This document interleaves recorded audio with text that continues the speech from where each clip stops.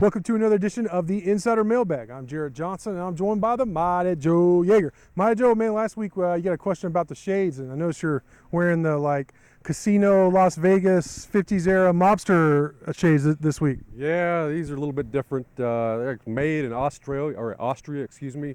The company is Silhouette, and I don't know the specifics. I think these are probably from about 1986. Okay. Would be my guess. But yeah, they got that gradient deal going on where it's kind of dark at the top, light at the bottom, kind of funky. Groovy. All right. Got some good questions from y'all. Let's jump into them. Juicebox wants to know, as we inch closer to the season opener, what's been the most impressive thing about Coach Wells and the staff, and to get us to buy in to and drink Kool-Aid? Yeah. Now, I'm sort of buying the long-term Kool-Aid. I'm still expecting 5 and 7.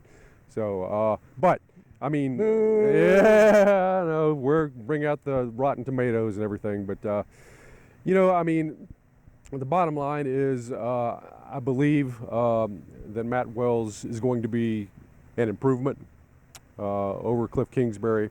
I think he's got a certain realism to him, a practicality to him. Like let's do what is going to work. We don't have to do anything crazy. We don't have to engage in any kind of gimmicks or anything. Let's just do solid, hardcore football, and get the foundation in place and get the thing pointed in the right direction. And I just think that the mentality is right, and that it's going to pay dividends on down the line. And it. Whether that's going to show up in the win-loss record this year or not, that remains to be seen. But it's going to pay off in the win-loss record some point down the line. I have some faith in Matt Wells. Yeah, it's good stuff. Other than the whole short-term deal. No, but I understand. I'm not that much, I guess, more optimistic about this season in terms of wins and loss. I think I see anywhere from 5 to 7 wins, so I'm saying 6 and 6 to be honest. When you look at their schedule and give or take, I mean, luck does play a part in these games. But as far as what I like about Matt Wells and his staff so far, first off, I like his hiring. Basically who he's hired as assistants. I think David Yost is one of the most respected offensive coordinators in the country. Keith Patterson has a history of going against spread offenses and has a history in Texas. And then a lot of the assistants, they're not new guys that they're given a shot at Power 5 to climb. Everybody's always climbing the ladder, but you have experienced guys who have been at places like Oklahoma, Alabama, Notre Dame. You know what I mean? Not just noobs. And, other things I like about Matt Wells, like you said, is practicality.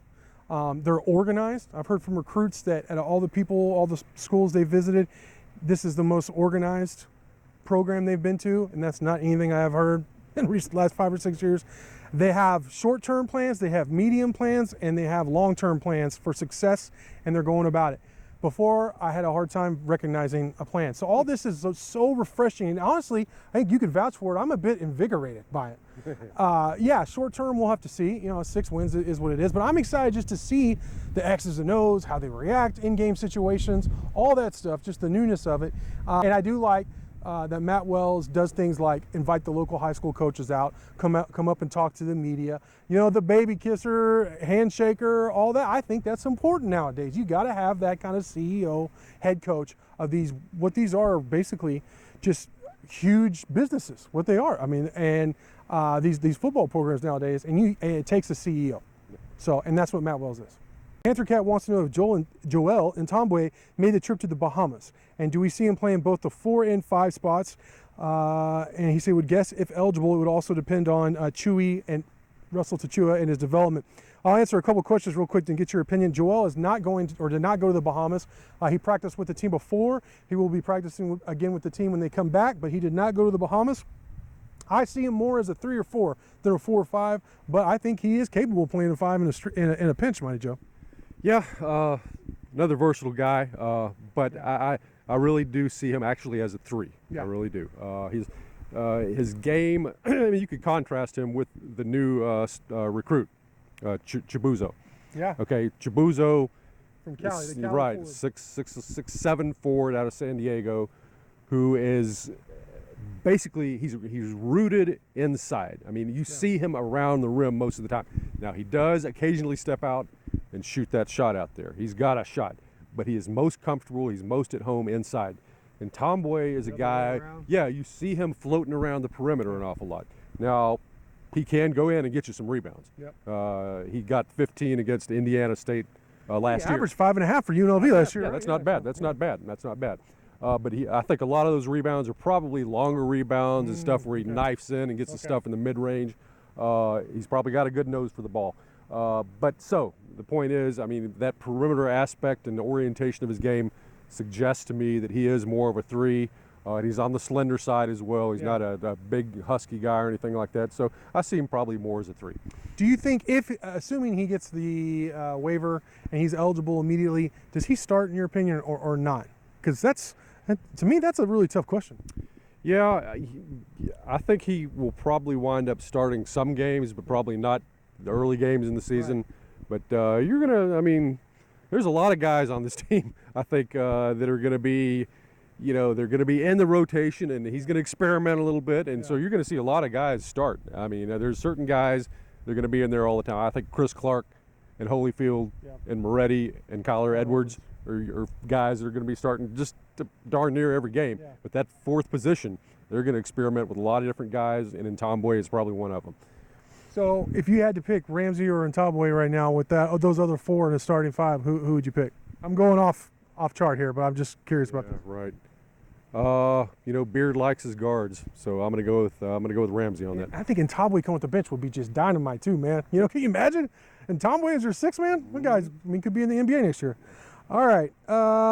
This comes from one of our anonymous posters who wants to know, after watching practices, what position groups are we most and least confident in the depth? I'd say I'm least confident in the cornerback depth. I think they have 3 or 4 pretty good veterans. Even Coach Patterson said after practice on Monday that he feels really good about 4 and the 5th guy's coming on. You really want like 6 to 8 cornerbacks you feel good about, to be honest. You're going to put out at least 3, if not 4 cornerbacks at a time.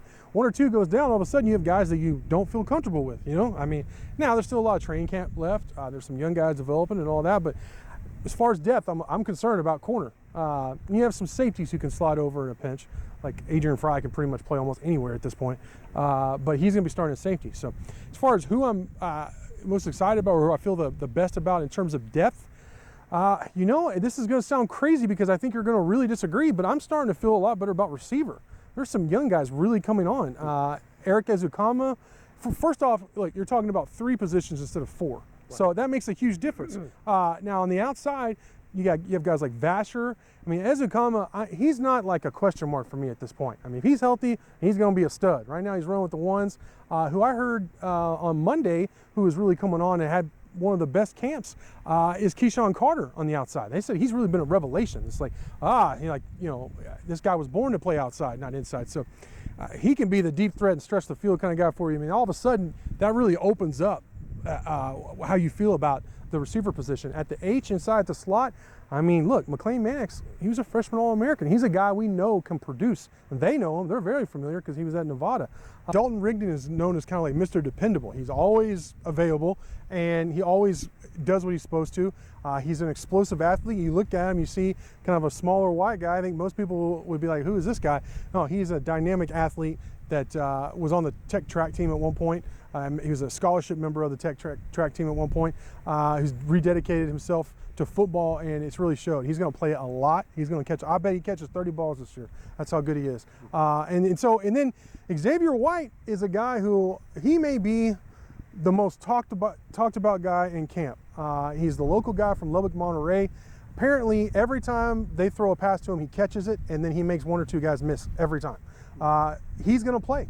Coach Yost said he's basically our 3rd slot receiver right now, and they're going to have a hard time keeping him off the field. So he's that walk-on guy who's come in and wowed everybody from Lubbock, Monterey, of all places, in the junior college ranks, right here in Tech's backyard. So he looks good. He's a guy that Double T Farmer and I've seen him in practice, been like, who is this guy's a walk-on? He looks amazing. He looks the part. He doesn't look like a small guy. He doesn't look like he's a good size. He's fast. He's going to play a lot. I feel really good about the H position. I'm starting to feel really good about the outside receivers now.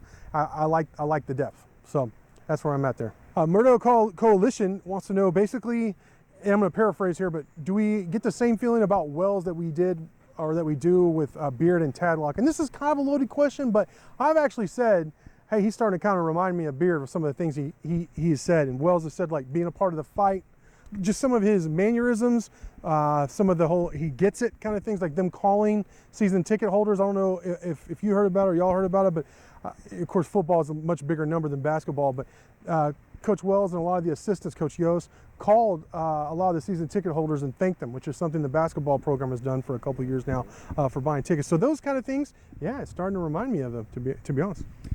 Yeah, well, you know, with Tadlock and Beard, you're talking about two of the greats in the game, you know? Yeah. So, I mean... coach a game first? Yeah, that's right. But, I mean, listen, I mean, in all likelihood, he winds up somewhere in the range between Kingsbury and Beard Tadlock. Sure. Beardlock, let's call it. But that's a wide range. I mean, we're talking you know, about in terms of wins right? and losses, yeah. right? So I mean, you know, you got to be a little bit cautious there in what you say. You know, but I will say this. I mean, look, what you said with Wells and Beard, I think that's a good sign. And to me, this is we know for a fact that Wells studies Chris Beard. Yeah, he shadowed him actually. Yeah, right. Up close and personal. So he's not too proud to learn from the guy who was absolutely flat out getting it done right here. I mean, Beard knows how to win at Texas Tech, and winning is winning. It doesn't matter if it's football or basketball. There are certain things that apply, and so he's, you know, I mean, I like the fact that he's made a close study of Beard, and apparently they're pretty good friends now. And so to me, that says again, this is a guy who's got the right mentality. He's a guy who's willing to do whatever it takes, even if it means sort of subordinating his ego a little bit on certain things, learning from somebody else. And, you know, I like that mentality, and I think that bodes well for him in the future. And hopefully he winds up closer to Beardlock than to Kingsbury. Absolutely. All right, we're to our final question. This one comes from Kobe Jones, who wants to know, what is your ultimate comfort food meal, and do we have any new whiskeys we've been drinking? What's your ultimate comfort food, Maya Joe? Chicken and dumplings. Chicken and dumplings. Yeah, that was. It's a little bit hot for chicken and dumplings right now, but yeah, I mean that was my mom's prime dish. Boy, I mean whenever she said, "Guess what we're having for dinner?" I knew it was chicken and dumplings, man. And oh boy, you talk about anticipation, waiting for the chicken and dumplings to be served. And so I've got her recipe. She's passed on, but I've got the recipe and make it fairly often. And man, that's some good stuff. Whiskey, you know, I haven't, I've got like 3 standby Scotch whiskeys that I drink on a regular basis. Well, not too regular, but occasionally. Bowmore, Auchentoshan, and Spinnaker. All can be got at Specs, but I haven't really tried anything new in quite some time. Maybe I should do that.